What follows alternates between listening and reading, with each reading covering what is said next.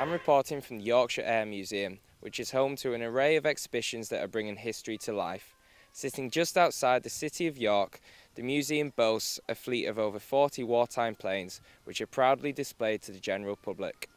A registered charity, the museum based at RAF Elvington receives no state or local government aid.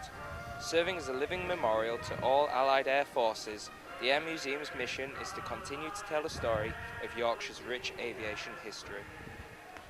Our role is to educate the public in the history of RAF Bomb Command and its Yorkshire connections, obviously, but also on a much broader scale because of our aircraft collection. We actually cover aviation history right from the beginning of flight. Integral to the life of the museum are the generous donations received from far and wide. Not only do people kindly donate their Air Force memorabilia, but people here inside the museum provide their time and energy.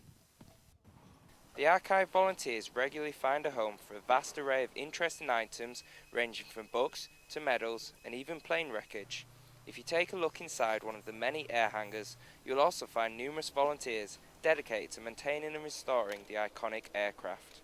We do harness the enthusiasm of around about 140 volunteers who operate in all sorts of areas, from aircraft engineering, maintenance on the gardens, that sort of thing, and an important area is the archival work in the collections department. What we do here is receive gifts from people. For example, they want to donate something relevant to the Second World War, perhaps something their grandfather did or grandmother did.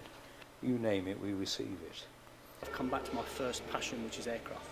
It's working with a great crowd of people that are all like-minded with aircraft and invariably have the same background as me, as having been in the military for some years. It's difficult sometimes when you've got volunteers on how you kind of all interact with each other. In the main, everybody helps each other. They have their own little projects, but everybody shares the work around, so it's good. Without such dedication from volunteers, these snapshots of history would remain hidden from the general public. It's well worth a visit. It's unique. They can really experience it rather than just like watching it on TV and looking at it in books. Everything's accessible, you know, easy to see everything and explore. So how integral would you say the volunteers are to a museum such as the Yorkshire Air Museum? How important is the word? Vitally important. Without us, they wouldn't be able to operate.